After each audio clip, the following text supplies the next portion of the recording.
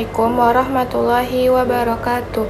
Perkenalkan, nama saya Dian dengan NIM 23231036 dari Prodi Pendidikan Ilmu Pengetahuan Alam, Fakultas FMIPA. Baiklah, pada video kali ini saya akan menjelaskan kembali tentang business plan atau perencanaan bisnis yang telah dijelaskan oleh Bapak dosen pengampu saya, yaitu Bapak Dr. Hanif Al-Fadri SPD MPD dalam mata kuliah pengantar kewirausahaan. Selamat menyaksikan. Perencanaan atau yang lebih kita kenal sebagai business plan atau perencanaan usaha atau bisnis yang akan kita kerjakan, karena memang apapun kondisinya dalam hidup, sebenarnya segala sesuatu pertimbangannya adalah seberapa hebat rencana kita yang kita telah desain. Karena secara teknis apa yang kita lakukan, apa yang kita laksanakan justru adalah gambaran atau refleksi dari apa yang sudah kita rencanakan.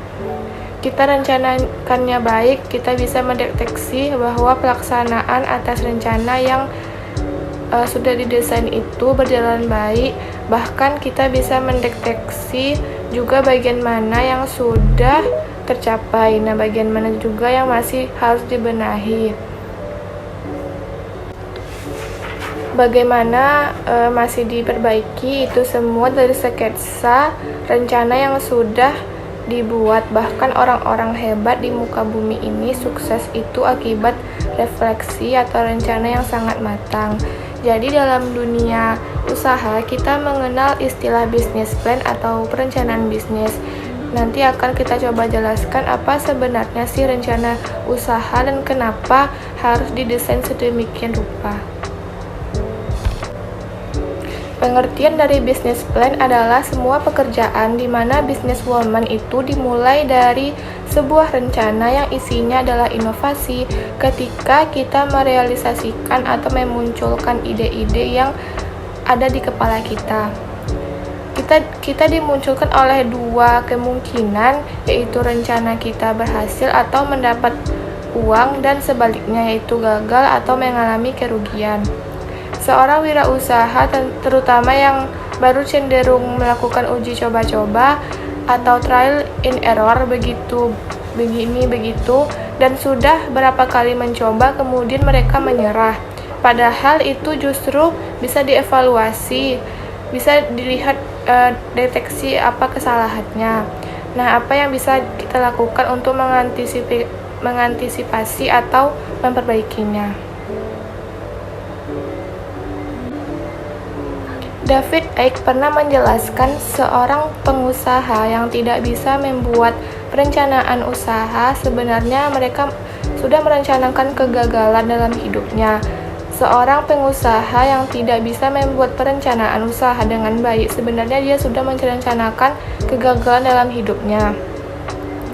Menurut David juga, namun pengusaha yang tidak mengalami kegagalan justru adalah pengusaha yang menyisihkan waktu untuk mengkaji semua strategi, menggunakan informasi untuk menguji berbagai kebenaran pendapatnya, dan cukup pandai mengenali berbagai kekurangan dari dirinya.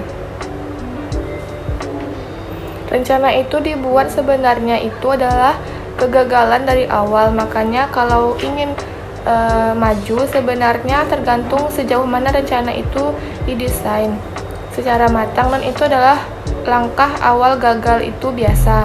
Kemudian prospeknya dievaluasi untuk memperbaiki langkah berikutnya. Business plan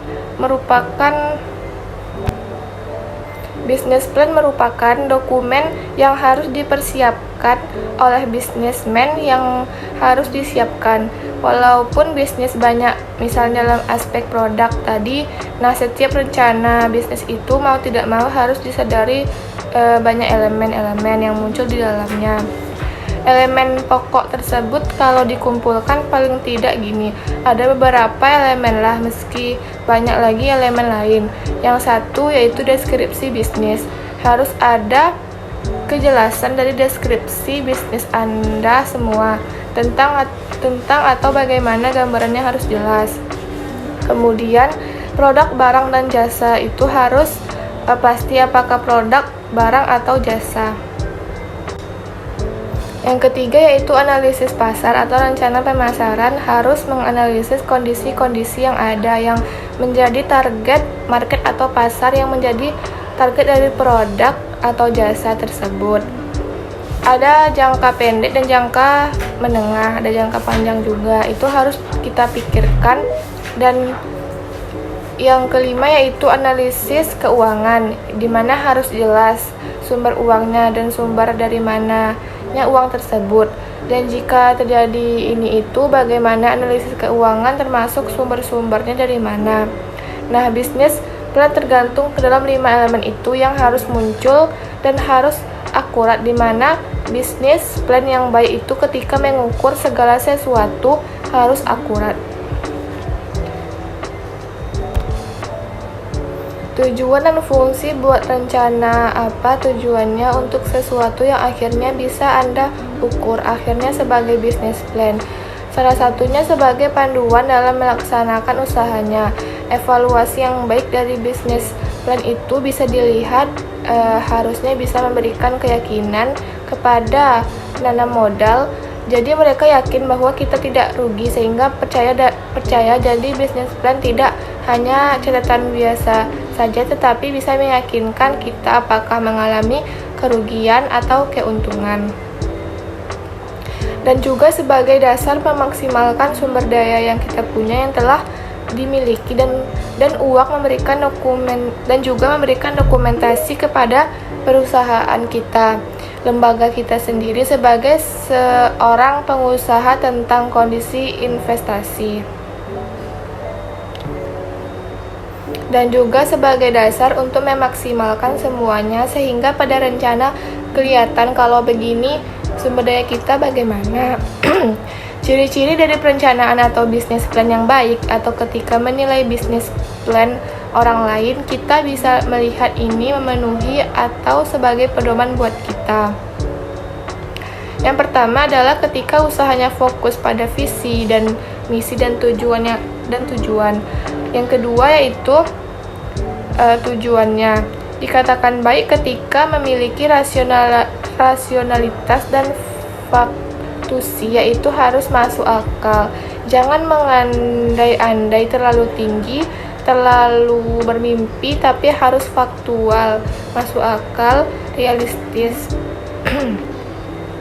Artinya adalah kalau memang ide kreatifnya luar biasa, tapi ide kreatif tidak hanya sekedar sesuatu yang wah tanpa bisa dilakukan, namanya realistis, berarti dapat dilaksanakan, bisa diedukasikan, kemudian punya orientasi masa depan, dan didukung juga oleh data dan fakta yang ada. Jadi tidak hanya sekedar omongan saja, jadi semuanya terukur, fakta dan realistis, masuk akal.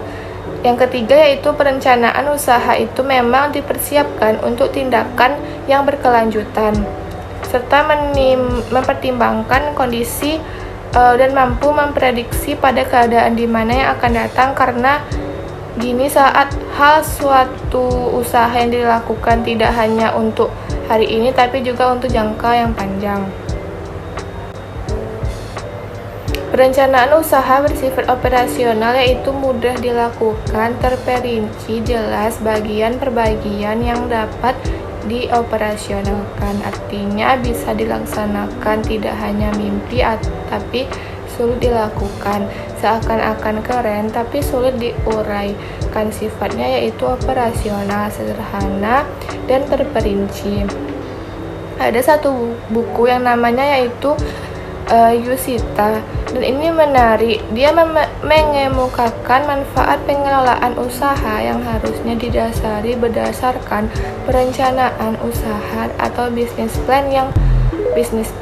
Yang pertama, rencana usaha seharusnya dikatakan baik ketika dapat dijadikan sebagai alat pengawasan oleh wirausahawan.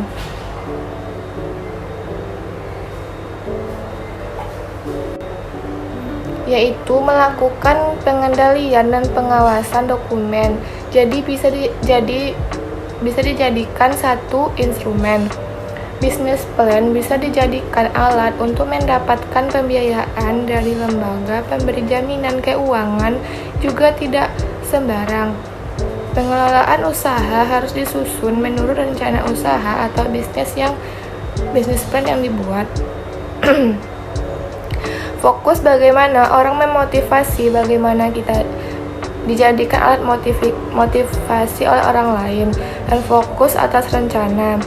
Bisnis plan juga bisa dijadikan fungsi rencana usaha, rencana aksi usaha yang akan dilaksanakan. Yang kedua, sebagai peta, yaitu peta jalan atau roadmap. Jadi, usaha bisnis akan kita lakukan.